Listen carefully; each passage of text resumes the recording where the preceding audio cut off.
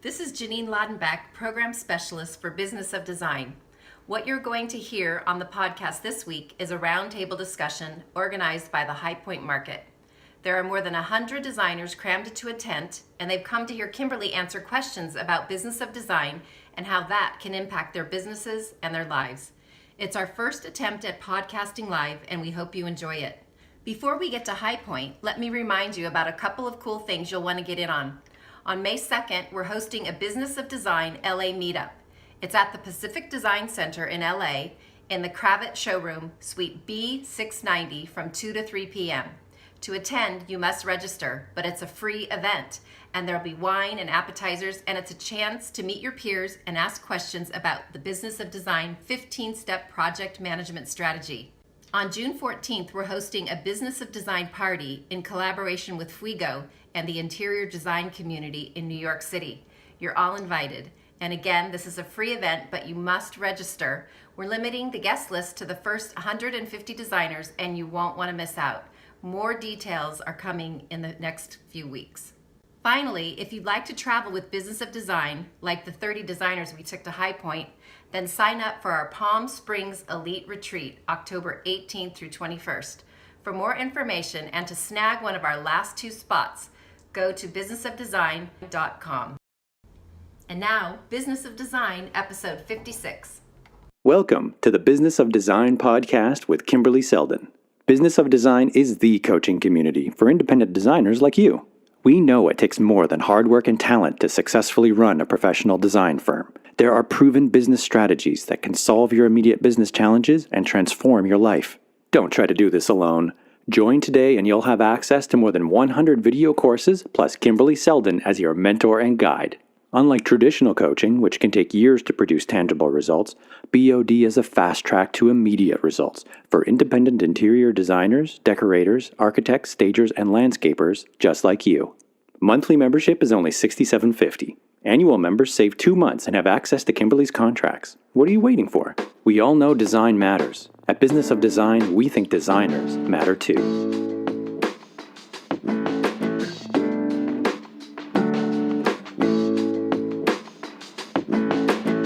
Mic check, mic check. All right, very good. Welcome to The Point, and welcome to High Point Market. Yay! We're very excited. This is our first round. This is our first opening day of market, having this resource here, and we're so glad that you all have come here to figure it out. I'm Ashley Grigg. I'm with the High Point Market Authority. We've been working with Kimberley for a long time. Ashley. We're glad you're here. We did design these roundtables to be a really engaging, interactive discussion format. So Kimberley is going to cue that up, and we hope you guys will join in on the conversation, and hopefully you'll walk away with some really great business building, actionable takeaways. But we know Kimberley always delivers on those. So with that, everybody knows our Kimberley Business of Design. I'll let you take it away. Awesome. Thank you so much. We are doing a podcast. If you ask a question and you are in the witness protection program, please use a different name. All right? And if you're too shy to ask, tell your neighbor. She'll ask for you, or he'll ask for you.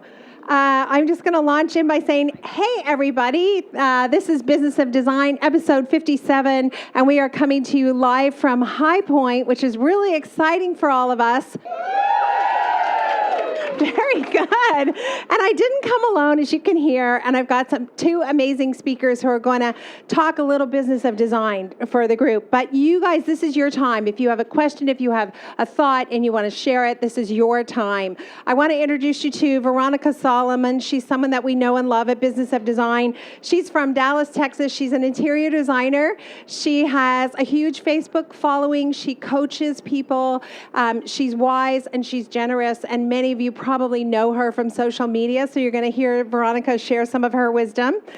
So thank you. Thank you, guys. And then we have Michelle Vuolo from Visual Comfort. We actually, Maury from Fuego was supposed to be here and he couldn't make it. So Michelle, we met a couple days ago, and we just kind of randomly talked a little bit about what Business of Design does, and her ears perked up and she came right over and she goes, oh, I used to be a designer. I know exactly what you're talking about. And she launched into kind of a conversation from both sides of the aisle, being an interior design professional as well as someone who works in a beautiful company, Visual Comfort. and you deal with designers all the time.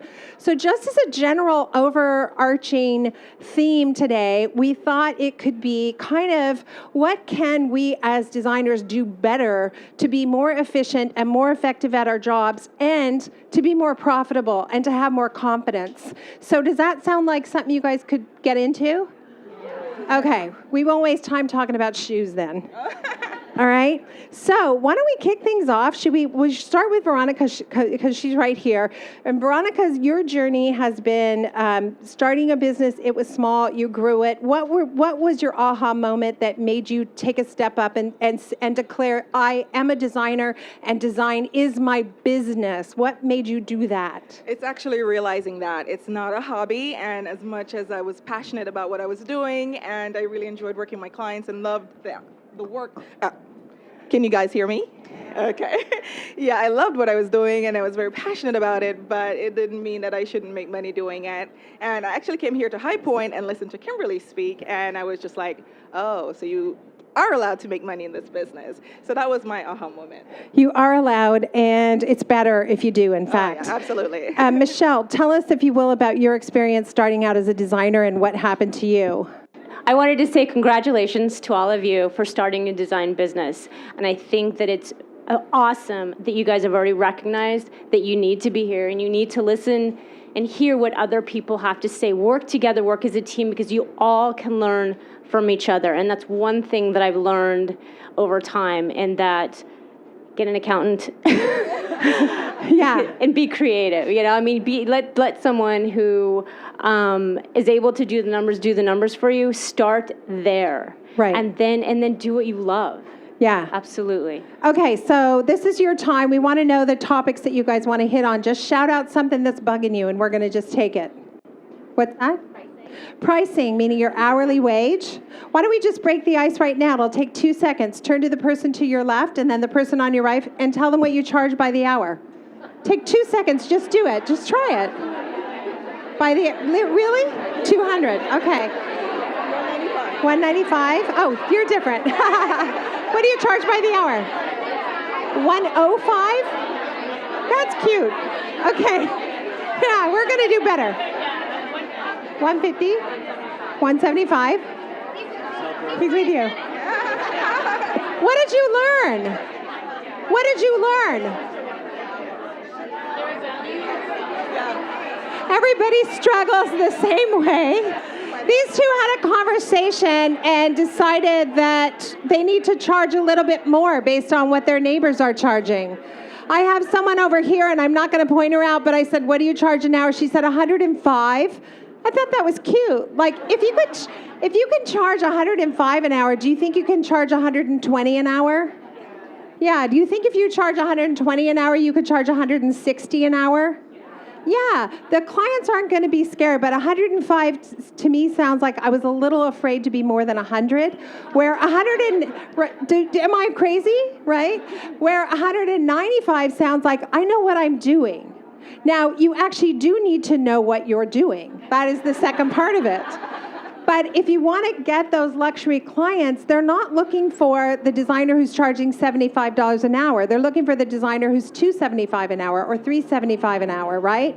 So the best way to think of it, I think, what I've learned is your hourly fee is your brand. Your hourly fee is your brand. So if we're talking about cars and your hourly fee is $105, that's one car. If your hourly fee is $195, that's a different car. And if your hourly fee is $325, that's a different car. Would you agree? What kind of car is the $105 car? A Camry. Okay, a good, reliable car that will get you where you're going. There is nothing wrong with a Camry. It will get you where you're going. What kind of car is $195 an hour?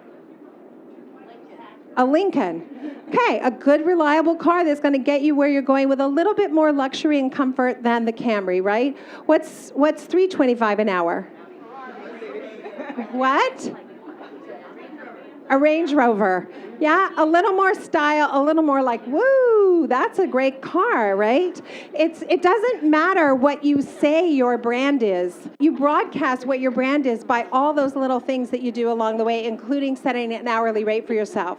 So the next thing I think we should talk about, which is obvious, it's great to have an hourly rate, because I just did some coaching with someone and she said, I'm $175 an hour. And I said, great, I know what you want to talk about today isn't money, because I know you're making money. And she said, no, I'm not making any money. And I said, well, then there's absolutely no way you're making $175 an hour when you have 7 clients. So what's going on besides the hourly rate? If you're saying that your rate is $195 an hour, but you're not making money, what's going on? And I'm going to ask Veronica to comment on that. Well, you're probably doing more work than you're charging for, and you're Right. not charging your proper margins on products that you're selling. Probably not selling products. I don't know. Yeah. Yeah. So here's what I discovered. She's charging $175 an hour. So when she goes to a party like this and she turns to her neighbor, she goes, I'm $175 an hour. And the neighbor goes, oh, I'm $105, and feels inferior in some way, right? But at $175 an hour, she's charging a flat fee. And what I discovered through a very brief conversation is she's not tracking her hours, she's not logging her hours, so she actually has no idea how much she's making per hour. Does that sound familiar? Can you relate to that at all? So you say you're making $175 an hour, but actually you're making $11.22 an hour because of the internal negotiating that goes on in your brain. If I tell the clients it took me 2 hours to find this vase, they will be mad. I don't want them mad, so I will spend 2 hours to find this vase and I will eat it. Has anybody besides me ever done that? Right. Sometimes you can find a vase in 12 seconds at High Point. You go into a great store, you're like, boom, found that sofa. That was easy. But sometimes we have a job we're working. Where's Kathy and Victoria? I don't know where they're there. We're working on a project right now where we need a chest of drawers that's like, how tall? I don't know. It's like 42 inches high, which is not normal. So it's going to take us 2 or 3 hours to find that chest of drawers. And I'm going to bill a client for every moment of that time, because it's not my fault. It's not an object that's easy to find. But when I bill her for the 15 minutes it took to find the whole living room, it won't be so bad. Do you know what I mean? So part of it is stating your fee, but then having the courage to actually bill for the number of hours you work. How many people bill for the actual number of hours you work? Put your hand up. So I see a few hands. Those people I probably are making, Gail, yes. You BOD people, where are your hands? Yes. Carly, you better. Brittany, you better. Laura, yeah, absolutely, your new team. Those people who had their hands up, you should make friends with them, because they can be incredible support to you if you're afraid to do it. When it was my turn to step up and do that, I was terrified. When my coach said I should raise my fee, I fought with her. And I said, nobody will pay me more than $200 an hour. I went from $195. We agreed I was going to go to $225. And I was absolutely certain all my clients would quit. Nobody quit. They just said, okay. That's how that went. So there's nobody holding you back but you. And I know from experience, Veronica, what's your experience with raising your fee? You're right. It's close. it's kind of a mind thing. Your mind plays tricks on you and tells you that you're not worth it. But the minute you do it, you realize that you're attracting better clients. I no longer get people calling me wanting me to come help them fluff some pillows in their homes. So it's really quality clients. When your fee is a little bit higher, you're kind of really telling the time wasters goodbye, basically. So it's definitely empowering in your business. Do you stay just as busy when you raised your Oh, rate? absolutely. Even busier. Even Yeah. busier. Yeah. And you're getting a clientele who wants to, what I love about my clients, they don't want to lift a finger. Good, because I don't want you to get in the way. Yes. Let's just, we're not friends, right? I'm going to work for you. Yeah. And at the end, we're going to be friends. But during the project, I'm the boss, and we're going to do it my way. And then I'm going to make you happy, and then you're going to call me back, right? I want to ask Michelle, because this is the thing that came up yesterday. We were in the or 2 days ago, we were in the visual comfort showroom. We had an issue where we needed 2 chandeliers really fast for a client. So I came in and I had that desperate look on my face, like, help me. And we got into a conversation about when you're looking at quality product that is expensive, how hard that is for some designers to show to their customers. So you fall in love with a chandelier at Visual Comfort, and I'm just completely making this up. The chandelier is $2,000. For whatever reason, you think your client won't pay $4,000 for that chandelier, right? You double the price and that's going to be the retail price. So you don't show them the beautiful chandelier that you think would be amazing for their house. You spend 5 more hours looking for a chandelier that's sort of okay. It's pretty good, but it's not as nice as the one you saw at Visual Comfort, so that you can present them with a chandelier that is $1,500 instead of $4,000. So Michelle, what would you say about that internal conversation that we have? Well, one thing I've realized is that whatever our internal conversation is, what we think is expensive is not necessarily expensive for somebody else. When I have a lamp that I can hardly pick up because it's so heavy and my lanterns are 80 pounds, I mean, this is quality, and that this is something in lighting is one of those things that stays in your house for 10 years plus. And that's a conversation to explain to your customer why something is more and why they don't want to go to Wayfair and like buy something for $12. There's a difference. And if they're going to Wayfair and spending $12, then you're not doing your job. So, I mean, it's really good to spec something and get it out of your head of what their price point is. A lot of times you have budgets and we recognize that, but you know what? Some things are important. The things that last forever, the things that are going to be in the room for the next 10 years, there's where you spend your money. And the thing is, too, this is really important. You know, sometimes we meet a client and they say, we want to do the kitchen, the living room, and the dining room. The budget is $10,000. It's not your job to do those 3 rooms for that much money. Like we say, you're in charge of the budget. You're the client. You're going to ultimately decide what you spend. My job is to develop a scope of work, which means make a list of everything you want, find all of those things, and tell you what it costs to have all of those things.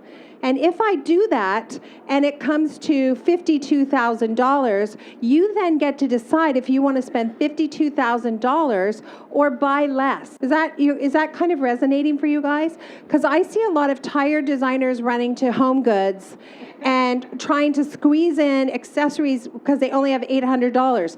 Don't bother. You can't make money that way. It doesn't look good. It does not look good if you're $195 an hour to arrive at your client's house with bags of Home Goods, sweating and lifting them into the house.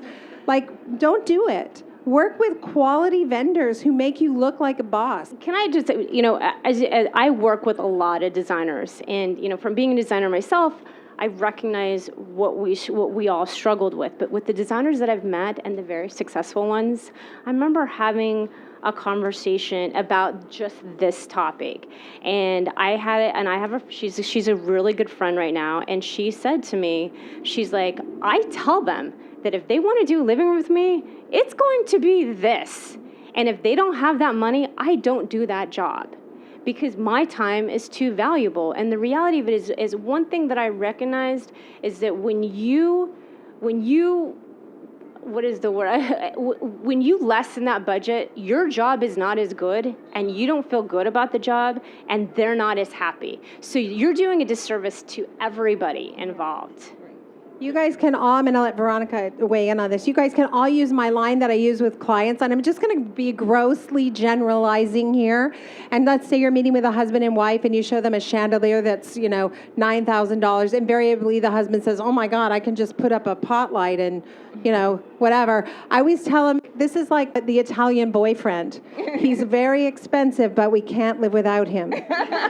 So then they laugh and they go, okay, fine, we'll buy the light. Like, it's sort of shocking how many times if you show them something expensive, they'll go, okay, fine. Because they can see it's beautiful and it will make a difference in the space, right? Yeah, like I always tell my designers, if you don't show the clients, they're not going to buy it. So you can't show them a $50 chandelier when the room calls for a $5,000 chandelier. They're not going to buy a $5,000 chandelier if you don't show it. Because what we're really doing when we're not showing those pieces is you're spending more time finding the cheaper pieces to fit this budget that is unrealistic. And like you said, it's just not going to be a good end product for anybody. So what I do, just like Kimberly just mentioned, is I create the budget for the client, because the number they tell you is just any number, not based on anything. We are the experts. We are the ones who work with budgets all day long, and we know what things cost. So we are the ones who are really supposed to tell clients, this is what this room is going to cost. I always throw numbers out. If a client tells me I want to spend $5,000 in this room, I'm like, well, no, we're going to spend $50,000 in this room. And if they don't have it, then let's do an e-design or something. I don't know. That's a whole other subject. But you have to be the ones to kind of define what the budget is. That's our job to do. Clients don't know what the budget is. Just like I did my daughter's wedding 2 summers ago, and it was so beautiful. When I was doing the wedding and they said, what do you want to spend? I had this number in my head, like, I'm just going to make this up, $50,000. Well, we spent $100,000 because I didn't know what things cost. And so when the florist said we could do a whole wall of roses, I said, gosh, that sounds beautiful. And that turned out to be the Italian boyfriend that I couldn't live without, right? So give the client a chance to say no, I guess, is the bottom line. Okay? Does that make sense? Where are we going in terms of the conversation? What do you guys want to know more about or talk about? How do you go about you fall in love with old clients that you can't live without because they become so dear to you? Oh. Know that your rates are now $75 per hour almost since when you first started working with them. Such a good question. When you have existing clients, ongoing clients, or repeat clients, how do you raise your rate? So the way that I did it the first time with my business coach, and like I said, I was absolutely terrified, we prepared a very short letter. And Cheryl, I think we actually are going to put this up on the site like in a week. This week we'll put it up, the actual letter. It was so short. It basically said, we value working with you. We appreciate your business. It supports all of our team at Kimberley Seldon Design Group. Effective April 1st, 2009 or whatever it was, our rates will be as follows. And that was it. It took me maybe 6 months to write that letter, because the first iteration of the letter was, we so appreciate your business and we really love you and we're so sorry to do this, but the price of gas has gone up and the price of insurance has gone up and please, oh my God. And then my coach was saying, when you get a rate increase from the phone company, do you get a crazy ass letter like that? Like, you do not get that letter. And so then anyway, it got down to like 2 paragraphs, and I said, fine, but you are going to tell me what I'm going to say when the client's called to complain. Nobody called to complain. So if it's a client you love and you've worked with them previously and they come back to you and your rates have gone up, you may just have to, it's reasonable that rates go up, and they could understand. Just one quick other thing. If it's a client that you didn't like, your rates tripled. Oh my God. And be prepared that they will hire you. Yeah. But at least while you're working for someone you're not crazy about, you're making a boatload of money. If it's somebody you love and you know they're easy, you have the option to tell them you'll honor the old rate. Go ahead. It's different if it's a person that you literally have birthday dinner with, you go to their house, you take hikes with them. Yeah. You spend a lot of time Can I jump in on this one too? Veronica's on it. The way I do it, I'm a little bit more of a wimp. I don't do it like Kimberly does. I have a newsletter that I send out to my clients every month. And so within that newsletter, I will say my rates are going up effective April 1st or whatever. And I'm giving you the opportunity to book your next project right now at my current rate. And then so I'm easing them into it. So I use it as a marketing opportunity as well to get some new projects in. That's really, really good. I love that idea. That's awesome. But about the friend thing, how many of you have worked for friends or relatives? How'd it go? Right. So I have had the experience where I've worked for friends or relatives and it went very badly. But that was before I started working in a systematic, organized fashion and using the 15 steps. And why it went badly is because when it was a friend or a family member, I said, well, I'm not going to charge you my regular rate. We don't have to do a paid consultation because I know you. I broke all these rules. And so I created an atmosphere where anything goes. In contrast, over the last decade, I have done homes for almost all my very good friends, and I charge them my full price, not a penny less, because that's how I make a living. If my friend was a dentist, I wouldn't demand free dental work, right? You'd go and if you won't support your friends. Who will you support? So, and what's been amazing about that, every single one of those relationships has come through the renovation, and we've stayed good friends. And it's very clear this is Kimberly who's working for you as a designer, and this is Kimberly, my girlfriend. So it is possible to do it. You just have to follow the rules that you created. What helps a lot, and Laura has staff for sure, and Veronica, you have people too. What helps a lot is having somebody in my life like Isoon who answers the phone. And when somebody who's a friend says, I want to work with you, great, I'll have Isoon reach out to you and set up a consultation. So I don't say, I'm so sorry, I'm going to have to charge you for the consultation. I feel really bad about that. I know we've been friends a long time. Like none of that crap, right? It's a business. It's a business. It's how I earn a living. So I'm entitled to earn a living, right? I deserve to earn a living. You guys deserve to earn a living. How many of you work really, really hard and you're just not getting the money that you thought you should get? Okay, a few little brave hands went up. Lots more hands are kind of quietly raising a finger. Okay, so did we kind of cover that? What was next? Yeah. So, as you grew, what were the metrics that you were paying attention to decide when to scale and how much? So funny, this question keeps coming up. When do you scale, and what were the metrics you were paying attention to? Do you have some thoughts on that? Well, for me, you mean like increasing your rates and knowing when to? Or hiring? Yeah. Uh-huh.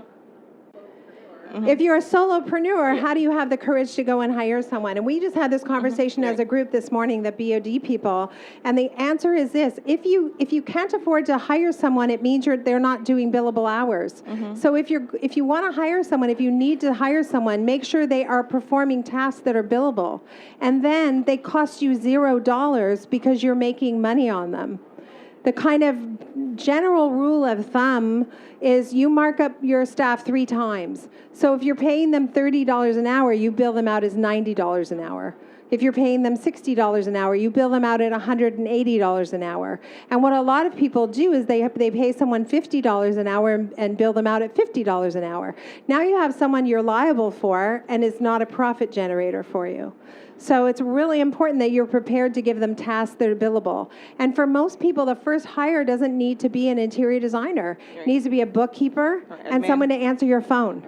You need someone to answer your phone, because you're like, if you're like me, when I started, I'm at High Point, the phone rings, oh, it might be a client. So I'm like, hey, hi, the Kimberley Seldon Design Group, can I help you? Yeah, yeah, I would love a Bloody Mary. Yeah. Oh, we'd love to. Oh my God, I can't believe it. We'd love to work with you. Tell me about your project. Just hold on a minute, hold on. Oh my God, we have to go there next.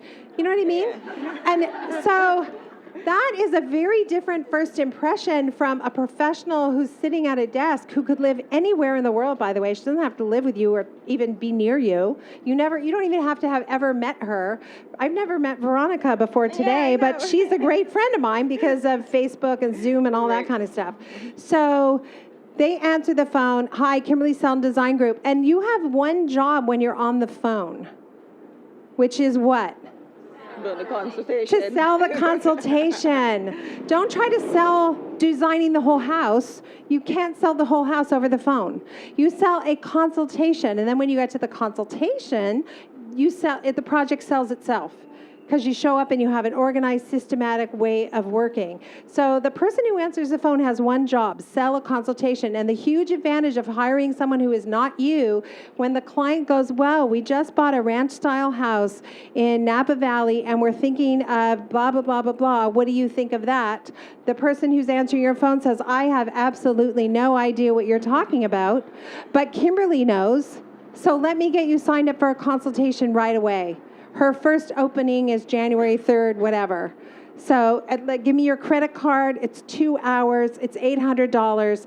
And right then, if the person goes, $800, she says, wow, we totally get it. There are lots of designers in town. Good luck. Seriously, where if it's me, I'm like, well, I know that's a lot, but I have staff and I went to design school and I have to pay my association. Shut up, right? So there's a huge advantage to getting somebody else to answer your phone. Right. Absolutely, 100%. So I think that should be your first hire, and your second hire is a bookkeeper, and your bookkeeper should be billable hours. What are they doing if it's not billable hours? If they're invoicing clients, if they're looking at purchase orders, if they're tracking, if they're paying visual comfort, that's that's billable hours. If the client would have to do the task, if you weren't hired, it's billable. Does that make sense? If you weren't here and the client was going to have to do that without you, it's billable.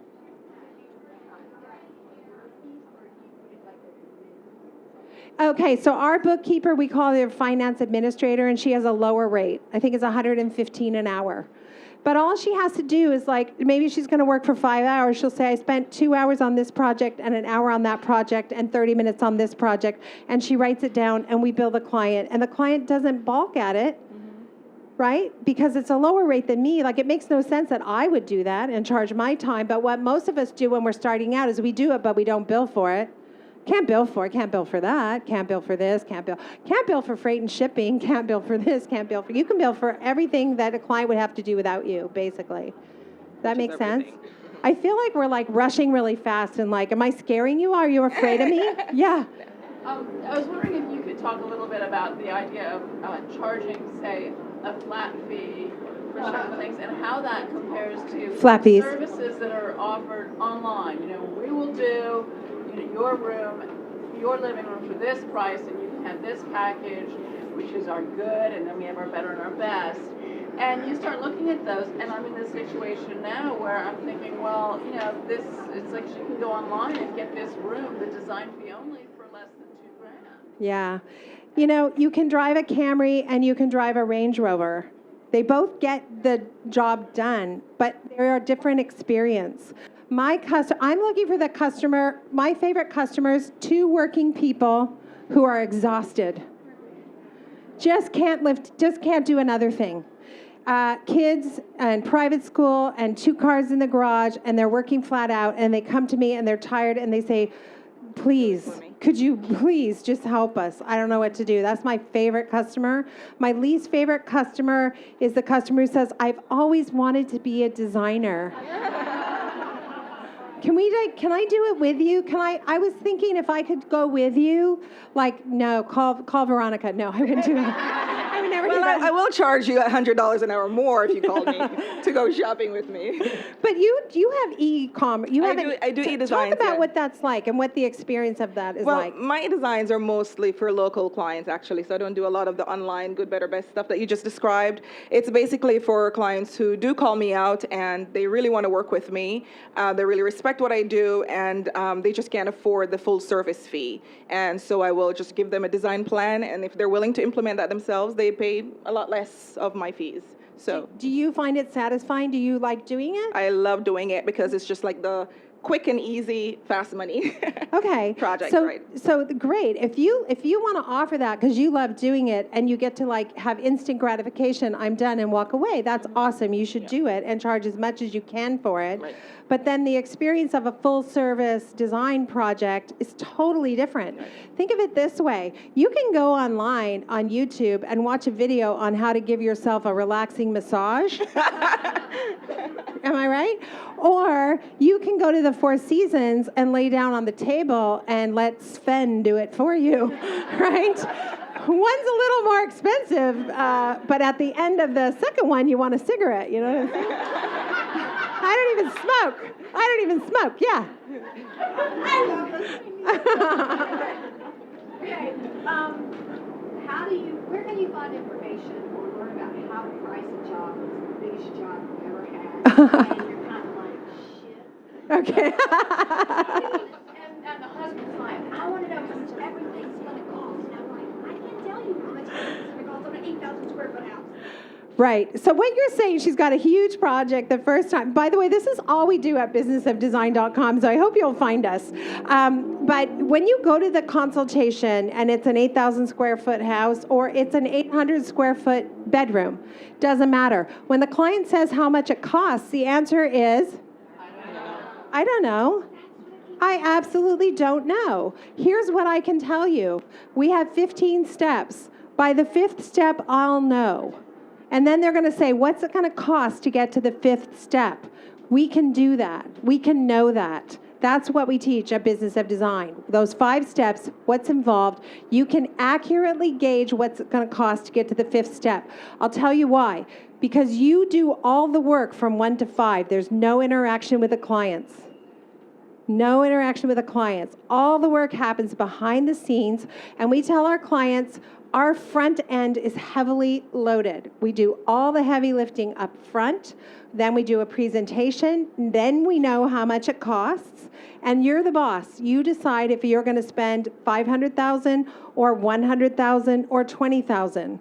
But what I can't do is do all of that work for you for a magic fairy number that we just made up on the spot here. Like that I can't do. So the key to flat fees is really knowing that you have no idea what the project's going to cost the first 5 minutes you walk into someone's house. It's pretty unrealistic, right? Yeah. What do you get, Michelle, what would you say, because we have you here, what would you say is something that designers could improve on that would be effective for their business? When they come into the shop and they say, I need help, they're usually not asking for what they actually need help with. Are we talking lighting right now? Yeah, Okay, visual comfort, yeah, lighting for sure. I think that, we always have a vision, right, of what we really kind of want. I mean, really, to tap into that resource. Like, so for instance, Kimberly, you came in and you said, we have this light and it's not in stock anymore and I don't know what we're going to do. And I said, well, what does it look like? How does it feel? Like, what's the room like? And, and at that point we're like, okay, what about this? What about this? What about this? If you have an idea of what you want, tap into your resource, the beautiful thing about visual comfort is that we have everything from very modern, traditional, so we tap into to all different design aesthetics, and all of our designs come from designers. So they've experienced what you're experiencing. The low ceilings. How do I light this in complete room? How do I get the layers? So, which I think is an advantage from a designer aspect, which is, I think, part of the reason we're so successful with designers, because we have beautiful lights and our designers have tapped into what you guys are needing. And, and another thing is all of our finishes match across the board, whether it's kind of Southwestern, it's like really Southern, or it's really modern. All those finishes just all come together. So it helps to simplify your life, as opposed to going from this vendor to this vendor to this vendor. And who knows, those, we all know that golds can be soft or really bright, or, at least that, you're going to get some consistency within our product. One thing we haven't talked about in our group with Business of Design on this trip is the fact that if you make close personal relationships with a particular vendor, they will have your back when you need them. Mm-hmm. So I have lots of good vendor relationships, and if we screw up, which we do sometimes, and I call them and I say, we ordered the wrong thing. We meant to do this, but we did that. Now we have these 2 chandeliers we can't really use. What are we going to do? They will go to the mat to help you find a solution and not penalize you. Where if you give only a teeny bit of business to 100 different vendors, they don't know you and they don't have time for you. So it is worth, that's what's amazing about High Point. You can run around and then you can pick 5 vendors before you leave that you are going to make a relationship with. And once you have a solid relationship with those 5 vendors, now I can phone Michelle and I could say, hey, I've lost my best resource for tile. Who can I go to? And she knows me, and she knows our company, and she knows our vibe and our aesthetic, and she'll say, you need to work with, David over at so-and-so. So it's the first 5. The first 5 that you make a relationship with, and give them as much business as possible, and that will strengthen your discounts too. You'll make more money because you'll get a better discount. And then rely on your reps. We use our reps. They're almost an employee.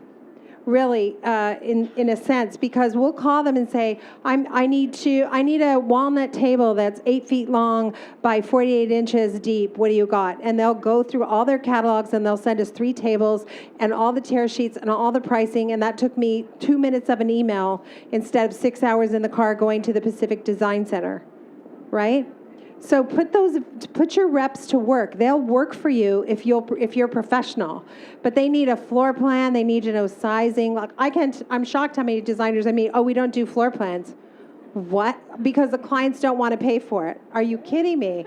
So do they want to pay when the table's the wrong size? Probably not. So no, there's just no shortcuts. But it is possible to have business be really lucrative and amazing. How many people would say, I'm just my Business of Design group, how many of you have doubled your fees since you started working with us? Like, that's quite a lot. Have you had any trouble when you doubled your fees? Has anybody been fired by all your clients?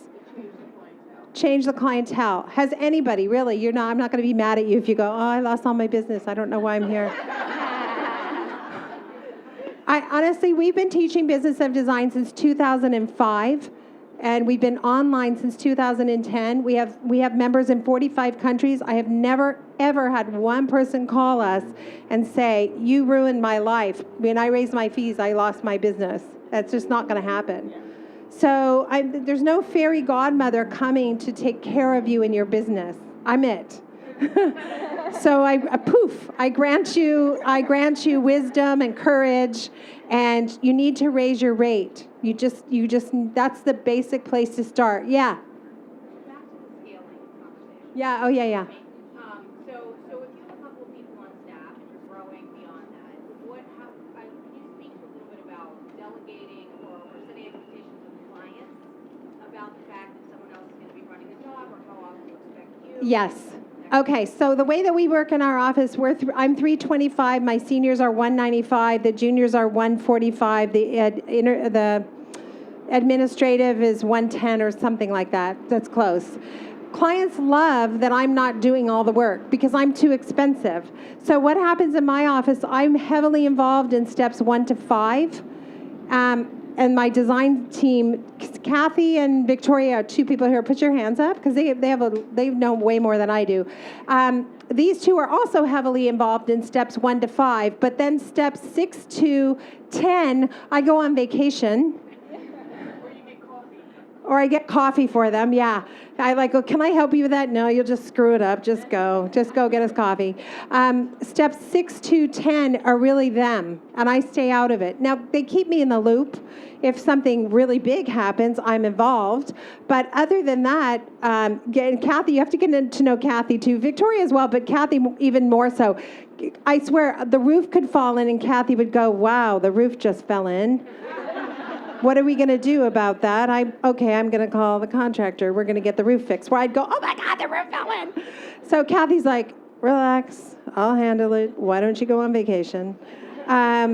So my clients love Kathy and Victoria. And in fact, some of the repeat clients go, I'll just deal with Kathy and Victoria. It's okay.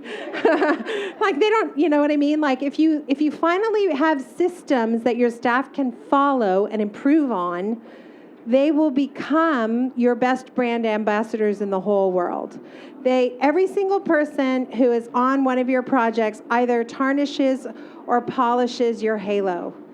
Every trade who steps in the house, they all need rules. So we have a contract that we ask each of our trades to sign. If you want to work with Kimberley Seldon Design Group and you're a plumber, you sign our contract. And the contract was written by my trades. I asked their help in writing the contract. So it's not like bad against them. It's not punitive. It's about being a team and finally producing at the end of the day a quality job that the client's going to be happy about and then hire us again. I think that we're going to have to start wrapping it up as much as I would like to keep talking and hear more from you guys. Is there anybody who's got like just worked up the courage to ask a question that they've been sitting on for a long time? Any burning desire? Yes. What's my view on putting prices on the website? Veronica already know. Do you want to tell them? Well, for me, it's been incredible for my business. It's changed the game for me, actually. I don't have people calling anymore asking my price. And so it filters out the lookers and the tire kickers. It's people who actually are ready to hire me. So pretty much everybody who calls me books a consultation at this point because of the pricing on my website. Amber. Do you put the 15 steps on your site? People ask about It's so funny. I don't put the 15 steps on my site, but the other day someone called me for coaching and she said, could you go look at my site? And I opened up her site and it said 15 steps and they were all there. So I was like, okay, whatever, like that's cool. I don't, but it's not a bad idea because I'm telling you, when I go to a consultation with those 15 steps, it's the first page of my contract, the clients go, wow, I like the sound of this. It looks orderly, it looks organized, it looks efficient, and it is. It's all of those things. And it's profitable. It's extremely profitable. But clients don't mind you making money. We're the ones that get in the way of us making money. Right. And I agree with putting your price on the website. It is self-selection. And the truth is, if you have a customer who's a luxury customer and they go to a car lot and the car lot has Camrys and Lincolns and Range Rovers, they're not going to look at the Camrys. It's just, they're not going to, right? If you're in the mood, if you want to buy a fancy purse, you're not going to go to TJ Maxx to the bins and look for one that's $12. You're going to go to whatever store and you're going to see a purse that's $2,000 and you're going to really think about whether or not you can afford that, and then you're going to do it, and then it feels really good to do that for yourself. It feels like a different thing. We so appreciate you guys being here. We hope you'll get in touch with us at Business of Design. And it was fun meeting some new friends. Thank you. Thanks, guys. Thank you, Veronica. Thank you, Michelle.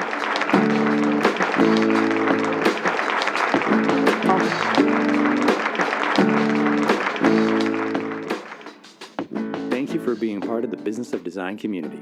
If you love what we do, please show your support by subscribing to the podcast and rating our efforts. Remember, you can be a part of the podcast by sharing your comments, ideas, and questions via the BOD hotline at 416-780-9187, extension 107, or by sending an MP3 file to info@businessofdesign.com. And when you're ready to transform your business and your life, sign up for a monthly or annual membership. Together, we will achieve extraordinary results. Start today.